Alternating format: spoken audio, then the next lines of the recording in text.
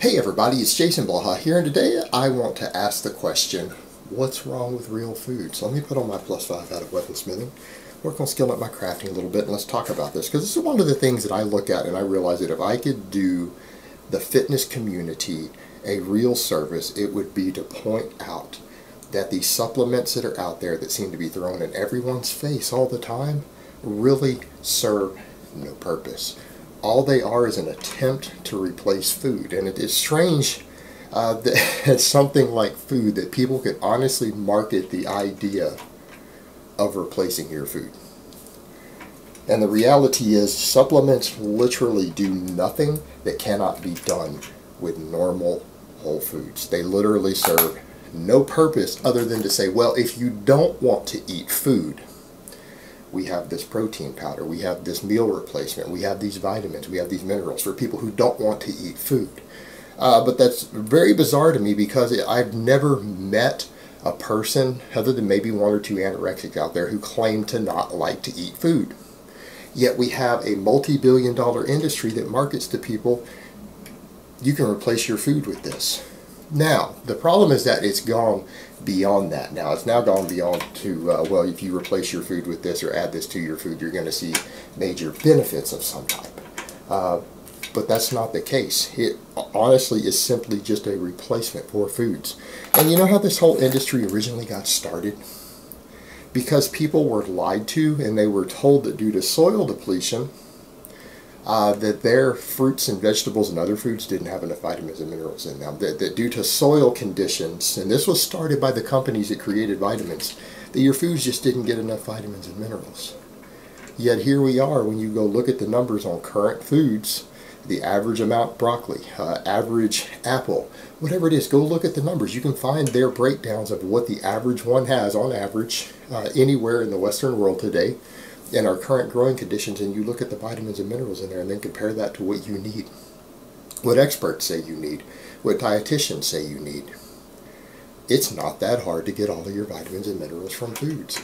And what people need to understand, our foods today have more vitamins and minerals than they did thousands of years ago. Even in the modern soil conditions that everyone worries about, we have foods today. Our crops are higher quality in terms of vitamin and mineral content, and that may come as a shock to a lot of people, like, what, how could that be? Because we've bred them to be superfoods. We have taken foods and selectively bred them in agriculture to be more nutrient dense. We've created foods that simply have more vitamins in them than we can actually use. It's actually not that hard with modern grown foods to surpass what humans needed for health, and that's the main thing. The biggest cause of death for most of human history was starvation or malnutrition. We fixed that with agriculture. Modern technology fixed that. And it's not because we've done it necessarily with vitamins, it's because we produce foods now that have higher contents of these nutritional things that we need. And we make it very, very easy to get all the vitamin C you need, all the vitamin B, the different B vitamins, all the stuff that you need. It's not that hard to get if you just eat a varied diet of mostly whole foods. It really isn't that difficult. And the truth is, when it comes to vitamins and minerals, malnutrition in the first world is almost non-existent. Do you know why? Because we have access to so much food. People have access to so much food today that even refined foods that have less vitamins and minerals, most people don't develop major vitamin deficiencies unless they have an absorption issue. In fact, the only people who seem to need vitamins or minerals, who really particularly benefit from taking a lot of vitamins sometimes, are people who either on extreme diets of some type, or they eat only like processed foods. But you know what? Even the processed food thing is resolved with fortifying vitamins in things like cereal and milk. Those things were fortified for generations for poverty-stricken areas and ignorant areas to make sure that the children there at least had a fighting chance to get enough nutrition, and it worked. Malnutrition and vitamin deficiencies are almost non-existent in America due to our abundance of food. They are almost non-existent even among people who don't eat healthy. So, you know, people have been told this lie all this time. And then how do these companies come back and do this stuff later? Well, people who train need more vitamins and minerals. Right? That's what they try to claim. You need more than the average person because you're special, because you work hard. No, you don't.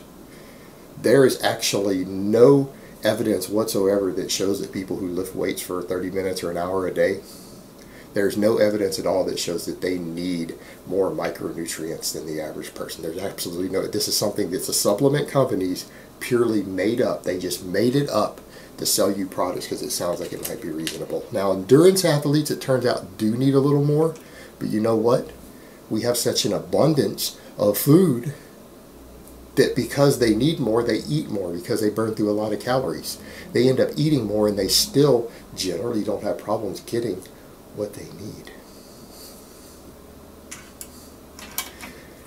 You know, and it's the only time people who seem to need supplements to actually benefit from a health perspective are usually people who are on really bizarre, strict diets. Really unusual diets. So these are the people who avoid entire food groups. These are the people who seem to benefit from supplements. And I want people to think about that. How about vegan diets? Now, a lot of vegans are going to come in, they're going to get angry when you argue that. Really?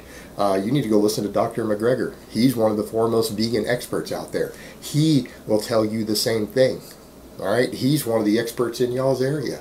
He will tell you that some of the problems that vegans have, the reason they don't have, because he claims, he believes a vegan diet is the healthiest diet. But he said a lot of vegans don't follow a balanced enough diet, and they end up being deficient in certain things, and therefore they die at the same rate of people eating McDonald's.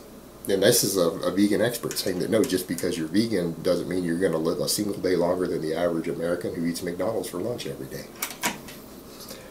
Because vegans tend to have vitamin deficiencies because of poor food choices. Because they're excluding entire food groups. They tend to be deficient in things like B12. And in the world we live in today, B12 is harder to get other than through animals. Because it's a long story as to why we don't get B12, but it has to do with the fact that we don't drink well water anymore. We drink clean water. Which, you know, is good. It's good. But we don't have all the beneficial bacteria that make the B12 that we would have gotten out in nature easily. So therefore, vegans usually have to supplement it. But you know what? That's even counted. A lot of cereals add B12. A lot of foods have B12 added just because some people may not be able to afford as much meat. So that was resolved for even poorer people already decades ago. How about certain people on ketogenic diets? They sometimes need extra stuff. People who follow diets that exclude broad areas of food groups, these are the only people who seem to need these things. Everyone else doesn't actually benefit for the most part, other than maybe vitamin D3 if you're in a too dark of a climate for your skin tone. But you know what? They add that to cereals and milk. So that darker skinned people who live further north, growing up as children, don't develop deficiencies. Problem solved. So it's not the supplement industry doing that, it's just what's being added to normal food by dietitians from decades ago realized these were problems. They resolved it. No industry had to be created for it. But, you know, now we go over to, oh, well, you know, you need these things to make gains. You need a post-workout shake. Really? No, you don't. In fact, the only studies that show that a post-workout shake is beneficial are studies in which the people train fasted overnight. They train fasted overnight. They don't eat. They cut off their food at 8 or 9 o'clock, get up and train in the morning on basically an empty stomach with no calories other than water, black coffee, whatever. No calories. Those are the people who benefit from a post-workout shake. But trust me, you're going to gain less muscle doing that. It's not worth the benefit because you still won't gain as much muscle from your training as a person who eats breakfast before they train. So even though you'll stave off some of the negatives of training fasted, it won't stop them completely. You know, we have all of these things that we're now told, oh, you need this because you need to do this. You have this anabolic window. You have this deficiency. You have that. You need this creatine. You need these branched chain amino acids. But the reality is all these are attempts to replace food for people who have horrifically bad diets. And you know what? The majority of people who lift weights have decent enough diets that they have no trouble getting enough protein. They have no trouble getting enough vitamin C. They have no trouble getting enough B12. They have no trouble getting enough branched chain amino acids. Many of them have no trouble getting enough creatine from their food. To the point to where none of these products will actually benefit you other than to prop up an illusionary industry that basically is just taking your money with scams.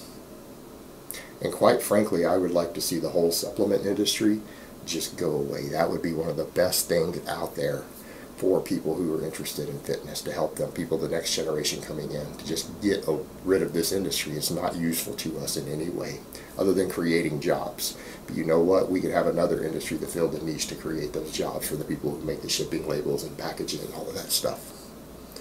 Alright guys, but that's really all I have to say on that today. I hope it's been informative, and I will talk to you guys next time.